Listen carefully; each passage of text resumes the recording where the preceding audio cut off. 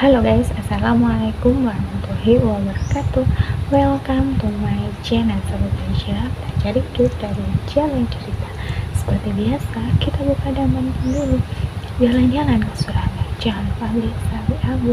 Jumpa lagi dengan anak terdekat. Terima kasih sudah mampir di channel aku. Kali ini kita akan bahas salah satu tokoh yang sangat berpengaruh di kemerdekaan Indonesia. Siapakah dia? So, nggak usah berlama-lama. Happy watching.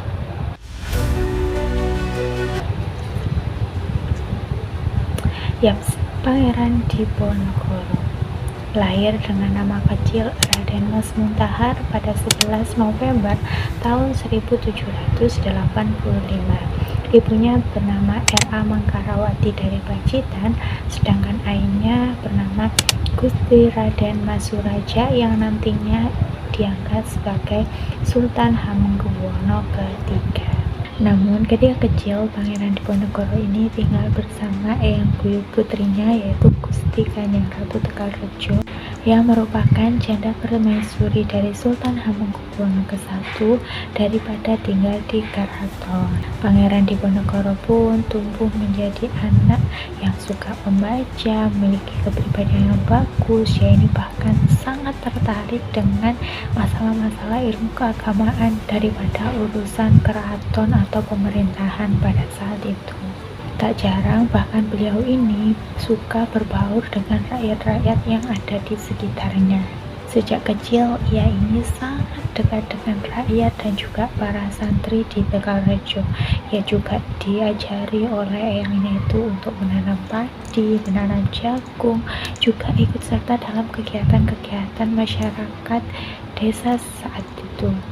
Saking dekatnya, dari situ Pangeran Diponegoro ini pahamlah itu akan penderitaan rakyat semasa kolonial Belanda. Nah, ketika usianya sudah mencapai 20 tahun, sekitar pada tanggal 3 September tahun 1805, ia kemudian menjadi Bendara Mas Ontowiryo. Yang kemudian dari sinilah ia memulai perjalanan spiritual pertama kalinya ke pantai selatan. Selama perjalanan itulah ia mengganti namanya menjadi Syekh Abdurrahim. Nama samaran itu tentu bukan tanpa tujuan. Hal ini ia lakukan untuk supaya tidak dikenali orang dan menandakan bahwa ia ini ingin menjadi seorang santri. Selain tertarik dengan ilmu keagamaan, Pangeran Diponegoro ini juga menggemari yang namanya hobi berkuda. Bahkan dikenal menurut sumber yang aku baca, Pangeran Diponegoro ini memiliki 60 orang khusus yang merawat kuda-kudanya, dan bak-bak air yang menempel di tembok untuk memberikan makan kudanya itu ada loh hingga sekarang. Kandang kuda dan istal pangeran begitu luas sampai sempet muda yang datang untuk hidup di Tegalrejo saat berumur 6 tahun setelah kakak perempuannya yaitu Raden Ayu Madurutno menikah dengan pangeran, lebih mementingkan belajar naik kuda daripada menjadi santri. Saat mulai pecahnya perang Jawa, kuda kekar hitam tunggangan Diponegoro, Kyai Gitayu atau Gentayu, dan ketangkasannya di atas pelana dicatat oleh komandan kavaleri Belanda. Saat perang, keahlian perang Pangeran Diponegoro yang mengendarai kuda inilah yang menyelamatkannya dari medan yang sulit. Salah satunya yaitu ketika ia ini berhasil menyeberangi Kali Progo, yang dia ini bisa tahu mana area yang dangkal agar bisa dilewati sehingga tidak terhanyut oleh kali tersebut. Setelah ayahnya naik tahta menjadi Sultan Hamengkubuwono III, Bendara Raden Mas Ontowiro itu pun kemudian dinobatkan menjadi Pangeran Haria Diponegoro pada Juli tahun 1812-nya. Gelar Pangeran Diponegoro atau Diponegoro itu sebenarnya lumrah diberikan kepada Pangeran Jawa, setidaknya salah satu dari putra Pakubuwono I yang pernah memberontak pada perang suksesi Jawa kedua, dan juga suami kedua dari putri Hamengkubuwono I yang meninggal sekitar tahun 1787 itu juga pernah menyandang gelar tersebut. Gelar ini juga pernah disandang oleh adik Pakubuwono keempat yang meninggal pada tahun 1811. Mengingat gelar tersebut itu tidak sembarangan, di mana hanya ada satu yang menjabat dengan gelar tersebut dalam satu waktu, maka Sultan Hamengkubuwono III pun menganugerahkanlah itu gelar tersebut kepada anak sulungnya sekaligus putra kesayangannya, yaitu Raden Mas Antowilo tersebut. Diponegoro sendiri pada akhirnya juga menurunkan gelar tersebut kepada putra sulungnya, yaitu Diponegoro II, sewaktu dia ini dalam perjalanan pengasihnya. Diponegoro memberikan analisis mengenai makna nama tersebut kepada pengawalnya, yaitu Julius Corner. Nama Islamnya adalah Abdul Hamid atau Abdul Kamil. Nama ini disandang oleh Diponegoro dan digabungkan dengan Ratu Ero Jongkro yang merupakan ratu adil selama Perang Jawa untuk menampilkan dirinya ini sebagai sosok ratu yang adil dan juga pemimpin agama. Setelah Perang Diponegoro berlangsung, banyak keluarga dari Pangeran Diponegoro ini dicap sebagai pemberontak yang kemudian diasingkan oleh Belanda. Kemudian gelar Pangeran Diponegoro itu juga dicabut dan ini dilarang diberikan kepada siapapun pemimpin-pemimpin atau yang menjadi bagian dari keraton Jawa Tengah bagian selatan.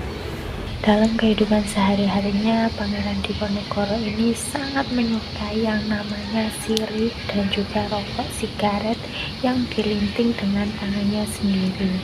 Selain itu dia juga suka emas, suka berkebun, bahkan di tempat persemediannya yang ada di Selarejo dan juga Selarong, kebun miliknya itu juga ditanami aneka bunga, buah-buahan, kemudian ada juga sayur-sayuran, dan di sana juga ada beberapa hewan seperti ikan, kura-kura, burung tekukur, buaya, hingga harimau.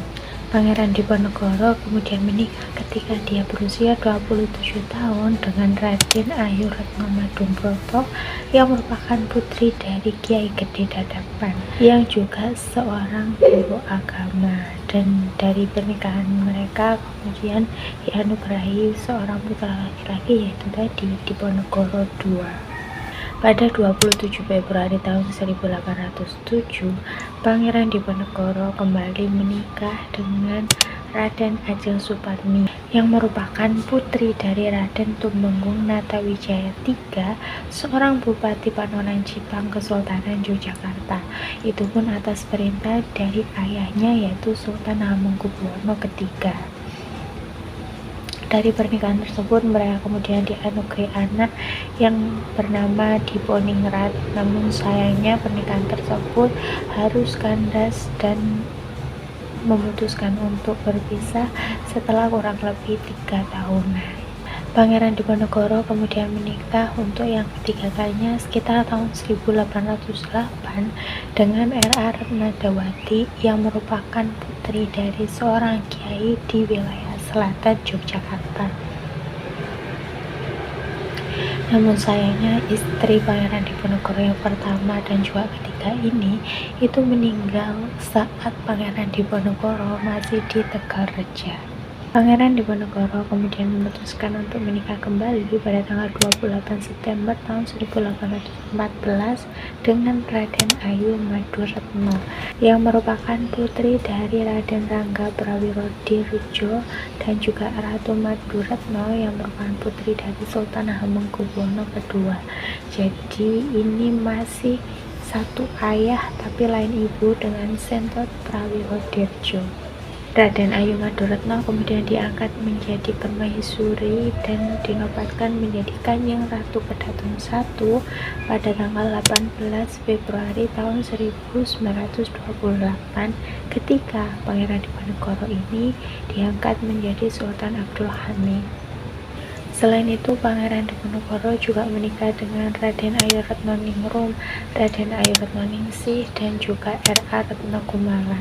Yang dari beberapa pernikahannya, totalnya Pangeran Diponegoro ini memiliki 11 putra dan juga 5 putri, yang seluruh keturunannya itu tersebar di berbagai penjuru dunia. Ada yang di Jawa, Madura, kemudian Maluku, Australia, Serbia, kemudian ada juga yang ada di Belanda, bahkan Arab Saudi. Meskipun tak pandai menulis aksara Jawa, tapi Pangeran Diponegoro ini bisa berbahasa Jawa, kemudian bisa berbahasa Melayu, juga sedikit bahasa Belanda. Kemampuannya yang sangat kompeten membuat Pangeran Diponegoro itu juga pernah diangkat sebagai penasehat oleh ayahnya sendiri, yaitu Sultan Hamengkubuwono III. Sultan Hamengkubuwono III juga tak jarang mendiskusikan berbagai hal dengan putranya tersebut, yaitu Pangeran Diponegoro. Bahkan Pangeran Diponegoro ini sempat mau diangkat untuk menjadi sultan, namun Pangeran Diponegoro menolak bahkan sampai 2 kali. Ia menganggap bahwa dirinya ini kayaknya tidak layak itu untuk menjadi seorang sultan. Nah, ketika Sultan Hamengkubuwono ketika itu meninggal, adik Diponegoro lah yang diangkat menjadi Sultan Hamengkubuwono keempat, yang saat itu baru saja menginjak usia 10 tahun. Tapi walaupun begitu, Pangeran Diponegoro ini tetap memperhatikan dan mengawasi pendidikan dari adiknya tersebut. Pangeran Diponegoro juga merekomendasikan berbagai bacaan kepada adiknya. Namun sayangnya di sini adik Pangeran Diponegoro itu kurang suka dengan dunia literatur. Ia lebih suka dengan kesenian dan juga berkuda. Sayangnya Hamengkubuwono keempat meninggal secara mendadak pada Desember tahun 1822.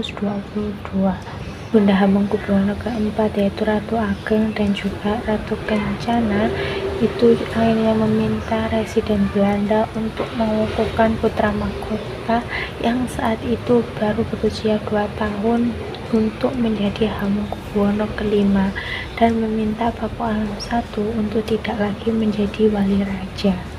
Setelah mendapat dukungan dari Gubernur Bandar Kepulauan, De Salis kemudian merekomendasikan Dewan Perwalian yang terdiri dari 4 orang, yaitu Ratu Ageng, Ratu Kencono, Pangeran Diponegoro, dan juga Pangeran Mangkubumi.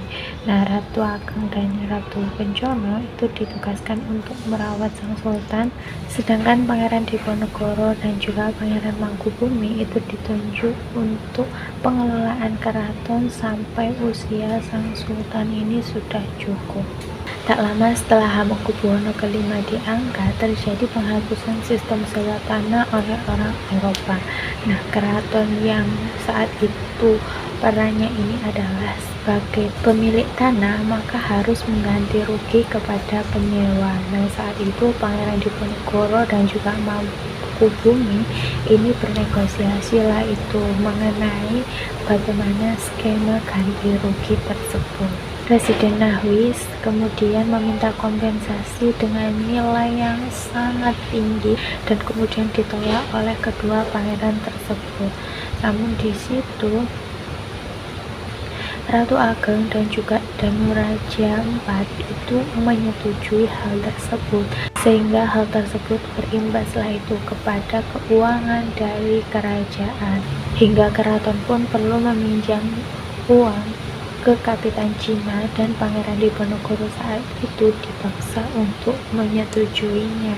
Hal itu Ratu Ageng dan Danurejo IV lakukan karena mereka ini khawatir dengan keselamatan Hamengkubuwono V yang saat itu masih anak-anak.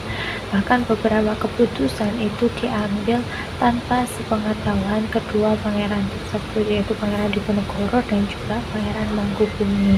Tetapi Pangeran Diponegoro ini diharuskan untuk menyetujuinya gitu. Nah, dari situ Pangeran Diponegoro ini tidak setujulah mengenai sistem perwalian yang seperti itu. Akhirnya di situ dia melakukan protes dan akhirnya memutuskan untuk mengundurkan diri dari sistem perwalian tersebut, karena menurutnya hal itu akan sangat merugikan keraton dan menguntungkan Belanda dan juga kroni-kroninya.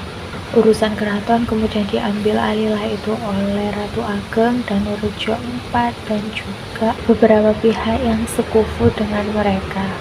Dari situ mulailah itu muncul tindakan Hindia Belanda yang sewenang-wenang hingga memicu terjadinya Perang Diponegoro. Gimana kisahnya? Kita masuk.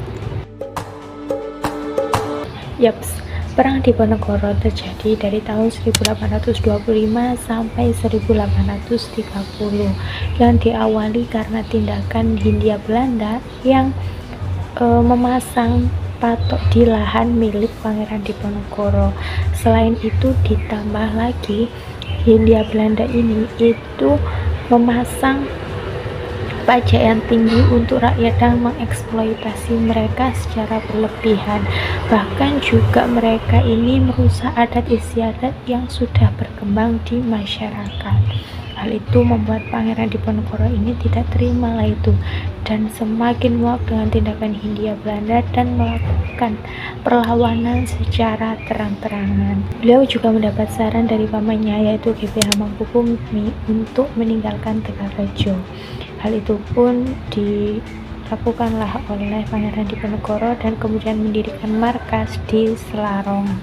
Pangeran Diponegoro juga menyebut perlawanannya ini adalah perang Sapil, yaitu perang melawan kaum kafir. Dan peperangan atau perlawanan yang dikobarkan oleh Pangeran Diponegoro pun itu membawa pengaruh luas hingga ke wilayah Pacitan dan juga Kedung.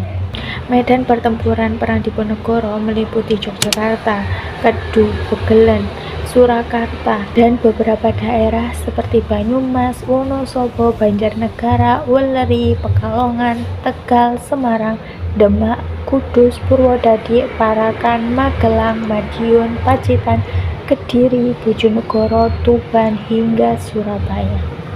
Pangeran Diponegoro juga mendapat dukungan dari Pakubuwana VI, RM Sapardan, dan juga Tumenggung Prawira Digdaya atau RN Panji Yuda Prawira yang merupakan Bupati Gagatan pada saat itu. Jadi pada tanggal 23 Mei 1823, Pangeran Diponegoro ini mulailah itu menggalang kekuatan bersama para alim ulama dan juga tokoh berpengaruh yang ada di Mataram. Pertama-tama ia mengunjungi Kiai Abdani dan juga Kiai Anom yang ada di Bayat, Klaten. Kemudian bersama Pangeran Mangkubumi ia menemui Kiai Maja dan dari situ mereka ini diantar oleh Kiai Maja untuk bertemu dengan Tumenggung Prawira Digdaya di Gagatan itu. Tumenggung Gagatan adalah kepercayaan dari susuhan Pakubuwana ke-6.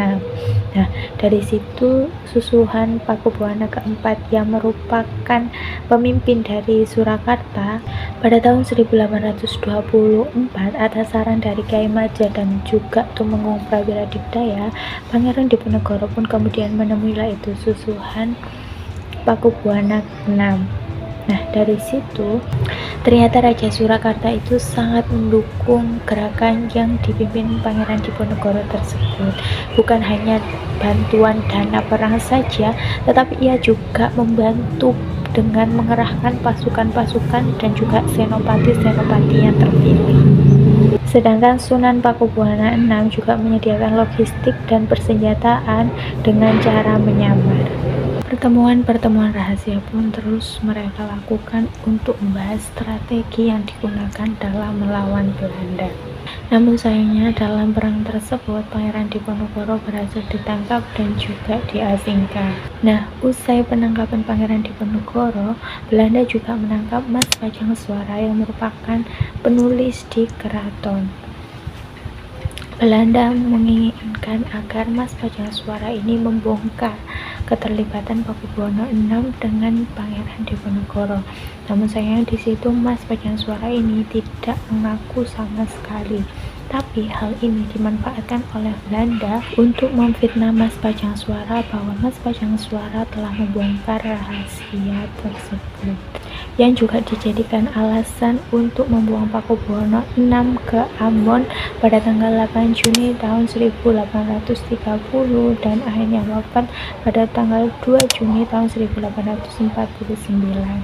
Sedangkan Tumenggung Prawira Digdaya ini gugur dalam peperangan dan dimakamkan di pemakaman gurunya yaitu Syekh Khalila, tepatnya di Blunya Gede di utara Yogyakarta.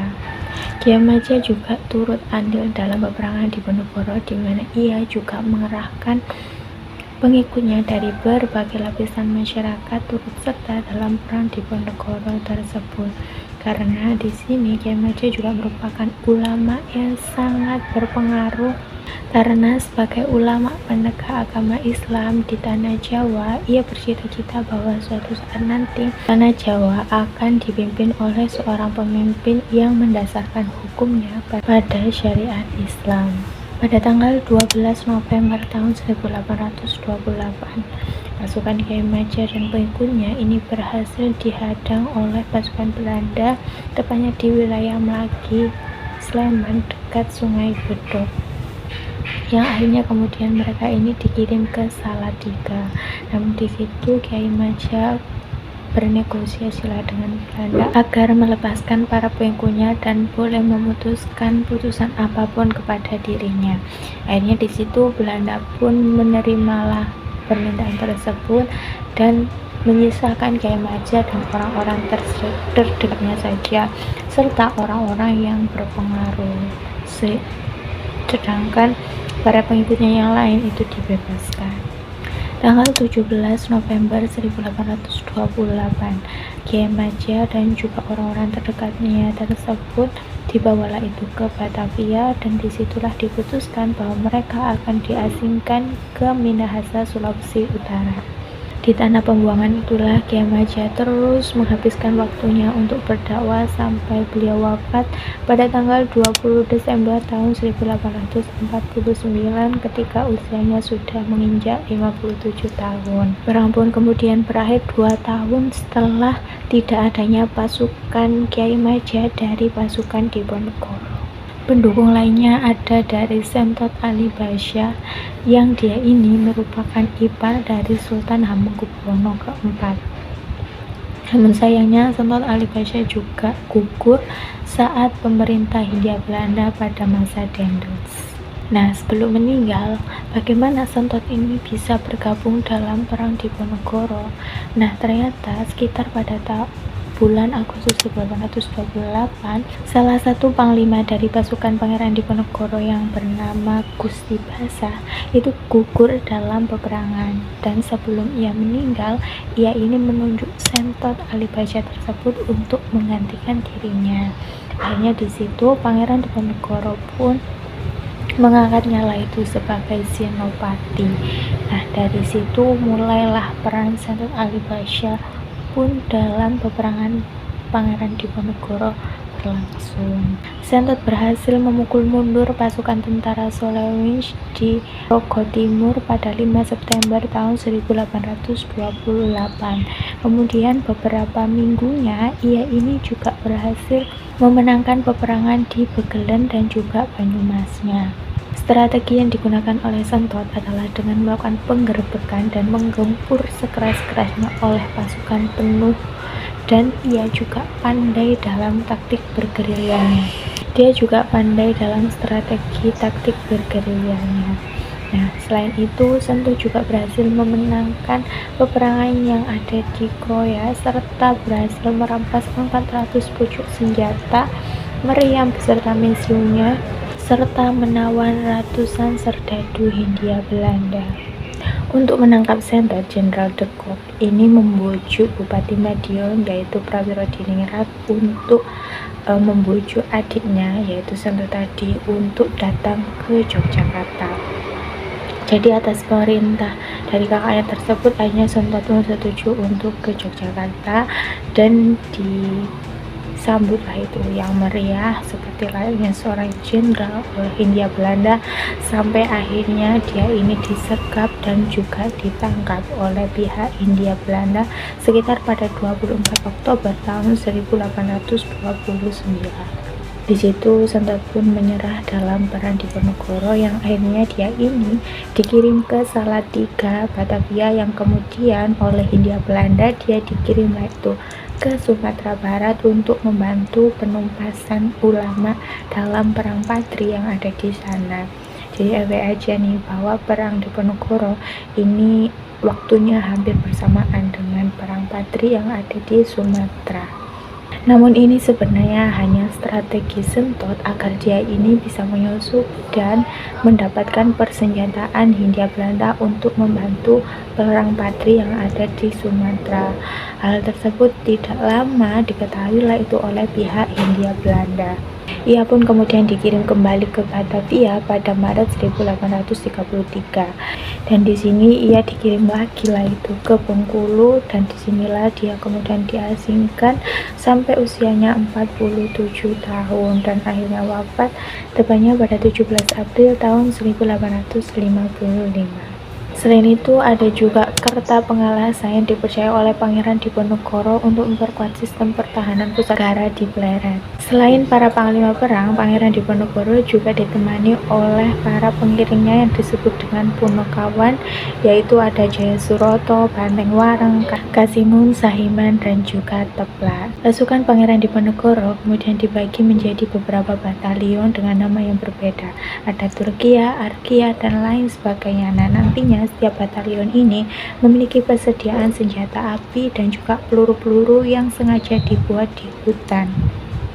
Sedangkan markas Pangeran Diponegoro yang ada di Selarong ini jarang ditempati karena mereka menerapkan sistem bergerilya atau berpindah-pindah. Jadi ketika pasukan Hindia Belanda ini menyerbu markas yang ada di Selarong, seringkali Pangeran Diponegoro tidak ada di situ. Baru ketika pasukannya Hindia Belanda ini pergi dari markas tersebut, pasukannya Pangeran Diponegoro kembalilah itu ke markas. Pusat pertahanan Pangeran Diponegoro yang awalnya di Selarong ini pun kemudian dipindahlah itu ke Daksa. Masih ingat sistem pertahanan yang ada di Pleret? Saking kuatnya sampai pasukan Hindia Belanda ini gagal terus-menerus, bahkan serangan besar-besaran mereka yang terjadi pada 9 Juni tahun 1826. Setelah penyerangan tersebut, Pangeran Diponegoro pun mengganti Kerta Pengalasan dengan Ali Baisya Prawiro Dirjo dan juga Prawira Kusuma. Setelah itu masih di tahun yang sama, pasukan Hindia Belanda ini menyerang markas Pangeran Diponegoro yang ada di Daksa. Namun saat itu Pangeran Diponegoro sudah mengosongkan Daksa dan sudah melanjutkan perjalanan mereka ke Yogyakarta. Pada Oktober 1826, Pangeran Diponegoro dan juga pasukannya ini menyerang pasukan Hindia Belanda yang ada di Gawo, dan mereka berhasil memenangkannya. Namun di situ Pangeran Diponegoro ini terluka cukup parah sehingga Pangeran Diponegoro harus ditandu ke lereng Gunung Merapi. Pada 17 November 1826, sang pangeran ini akhirnya bertolak itu ke Pengasih, sebelah barat Yogyakarta, dan di sana sebenarnya pasukan Hindia Belanda juga sempat menyerang mereka, dan di sini Pangeran Diponegoro mendirikan sebuah keraton di Sambiroto dan menjadikannya sebagai pusat negara baru.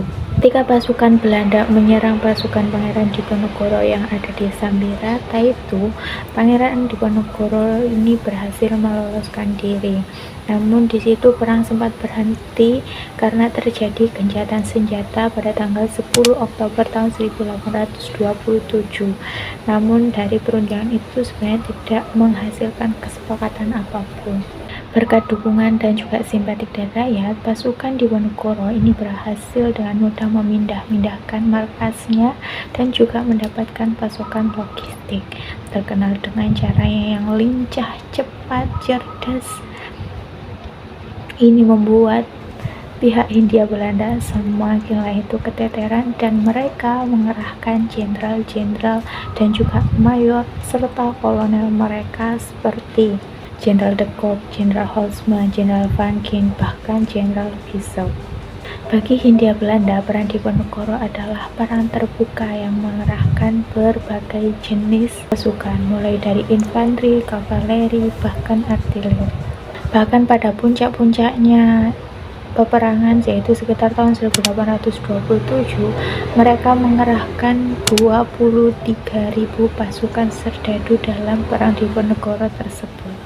Berbagai cara licik pun digunakan mereka untuk menangkap Pangeran Diponegoro.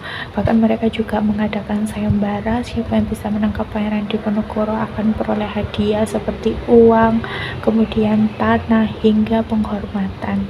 Perubahan strategi rencana penyerangan pasukan Pangeran Diponegoro pun kemudian berubah sejak Jenderal de Kock memerintah. Nah, dari situ dia ini berpendapat bahwa dia dan pasukannya akan membuat strategi benteng Stelzer, di mana hal ini digunakan untuk mempersempit ruang gerak Pangeran Diponegoro beserta pasukannya. Jadi mereka akan mendirikan benteng-benteng yang berduri di tempat di mana Pangeran Diponegoro dan pasukannya pernah bermarkas di sana, sehingga mereka ini, yaitu which is pasukan Diponegoro dan Pangeran Diponegoro ini tidak dapat kembali ke tempat yang semula pernah mereka tinggali tersebut. Pasukan Hindia Belanda pun melakukan strategi itu dengan bergerak sangat cepat sampai membuat pasukan Pangeran Diponegoro akhirnya melemah pada tahun 1828.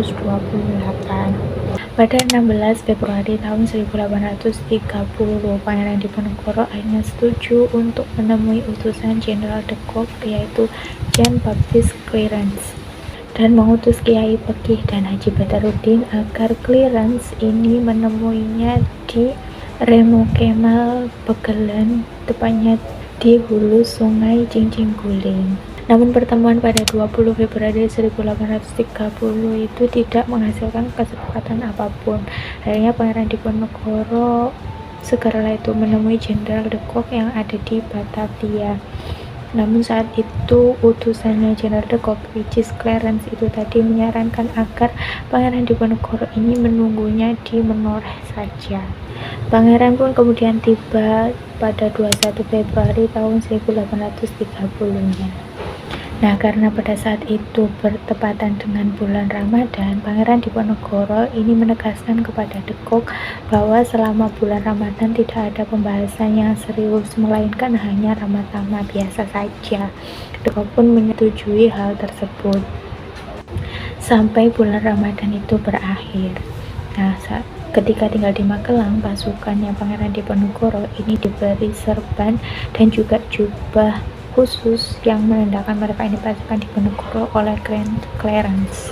Hanya itu, de Kock juga memberikan kuda berwarna abu-abu serta uang untuk membiayai kehidupan Pangeran Diponegoro selama tinggal di sana. De Kock juga mengizinkan istri, ibu, dan juga putra-putrinya untuk bergabung di sana. Sampai sini kira-kira ada yang aneh gak sih dengan sikapnya de Kock yang sangat manis kepada Pangeran Diponegoro dan juga pasukannya? Ya, karena menurut pikirannya de Kock, Pangeran Diponegoro sudah datang secara sukarela kepada mereka, itu menandakan dan menunjukkan bahwa Pangeran Diponegoro ini sudah kalah dengan de Kock secara de facto. Setelah itu pada 25 Maret 1830-nya secara rahasia de Kock memerintahkan kepada kedua komandannya untuk mempersiapkan perlengkapan militer untuk penangkapan sang pangeran. Akhirnya pada 28 Maret 1830-nya, tepat pada hari raya Idul Fitri, Jenderal de Kock ini menemuilah itu Pangeran Diponegoro dan memulai percakapannya agar Pangeran Diponegoro tidak usahlah kembali ke Metesi. Pangeran Diponegoro menetap di situ saja. Di situ Pangeran Diponegoro ya merasa heran lah, ada apa ini? Nah, di situ dengan liciknya Jenderal Dekoe pun berkata bahwa mereka akan menangkap dan juga menahan sang pangeran. Wah, di situ langsung suasana menjadi tegang seketika. Pangeran Diponegoro merasa kaget lah itu dan menanyakan, ada apa ini? Ada masalah apa? Kenapa dia tiba-tiba mau ditangkap? Nah, padahal niatnya di situ kan untuk bersilaturahmi. Akhirnya dari situ Jenderal Dekoe pun dengan nada tinggi berbicara, kalau begitu biar kami yang menuntaskannya pada hari ini juga. Gitu. Mereka semakin marah. Di situ Pangeran Diponegoro bahkan tidak ada rasa takut lagi dan sebenarnya ada niat untuk menghujam Jenderal Dekoe, tapi di situ dia menahan lah itu amarahnya. Dan terjadi perdebatan sengit di antara kedua belah pasukan tersebut. Pangeran Diponegoro merasa bahwa ini adalah jebakan dan akhirnya Pangeran Diponegoro pun tidak bisa berbuat apa-apa tapi di situ Pangeran Diponegoro pun meminta agar dia bersedia menyerahkan diri, tapi dengan syarat pasukan Hindia Belanda ini harus melepaskan sisa laskarnya yang masih hidup. Itu akhirnya hal tersebut pun dipenuhi dan Pangeran Diponegoro pun di situ ditangkap dan dibawa ke residenan Semarang. Kemudian dia ini juga dikirim ke Batavia pada 5 April tahun 1830 menggunakan kapal Polrox. Pangeran Diponegoro kemudian tiba di Batavia pada 11 April tahun 1830 dan ditempatkan di Stadius atau Gedung Museum Fatahillah. Dan pada tanggal 30 Aprilnya Pangeran Diponegoro kembali diasingkan ke Manado bersama orang-orang terdekatnya. Mereka tiba di Manado pada 3 Mei 1830 dan ditempatkan di Benteng New Amsterdam. Kemudian pada tahun 1834-nya, Pangeran Diponegoro dipindahkan ke Makassar hingga wafatnya pada 8 Januari 1855 di Benteng Rotterdam pukul setengah 7 pagi ya. Pangeran Diponegoro kemudian diakui sebagai pahlawan nasional pada 6 November tahun 1973. Banyak sekali peninggalan beliau, mulai dari Babat Diponegoro, kemudian ada juga tongkat, tombak, keris, kemudian ada jam mohor yang menandakan bahwa itu adalah penandatanganan surat sah darinya, surat asli dirinya untuk ibunya, dan masih banyak lagi. Atas penghormatan kepada jasa-jasa beliau, banyak sekali kota-kota besar dan juga jalan-jalan itu menggunakan nama beliau. Tak hanya itu, ada juga museum, monumen, patung, bahkan stadion Pangeran Diponegoro. Potret dirinya juga tergambar dalam mata uang kertas bernilai Rp100 yang diterbitkan pada tahun 1952 setelah kemerdekaan. Tak hanya itu, Babat Diponegoro itu juga diakui UNESCO sebagai salah satu warisan ingatan dunia pada tahun 2013. Oke teman-teman, itu tadi sedikit penjelasan mengenai kisah dari salah satu pahlawan nasional kita, yaitu Pangeran Diponegoro. Namanya begitu harum bukan hanya karena dia adalah keturunan bangsawan, tetapi juga karena nilai budi baik luhurnya, perjuangannya, tekadnya, kecerdasannya patut sekali untuk kita teladani. Oke teman-teman, terima kasih buat yang sudah nonton dari awal hingga akhir. Kayaknya cukup kepanjangan ini video ya. Terima kasih, mohon maaf bila ada kurangan. Mungkin ada saran untuk videoku ke depannya, boleh banget tulis aja di kolom komentar di bawah. So terima kasih, jangan lupa like, komen, dan subscribe-nya. Wassalamualaikum warahmatullahi wabarakatuh. Bye.